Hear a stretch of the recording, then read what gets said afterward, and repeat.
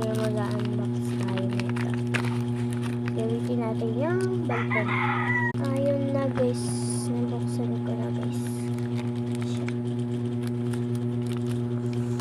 Bigay sa akin dun ng kaklase ko guys. Yung crayons ko di. Tinulawan di. Kasi ito. Boat. Lagay sa buhok ko.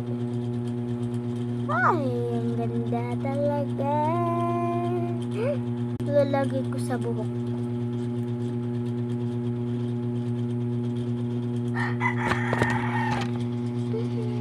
Bagay ba guys? Comment kayo ha. Bagay. Kasi pagtagay. Hindi okay. Yeah. Lalagay ko. Bye bye.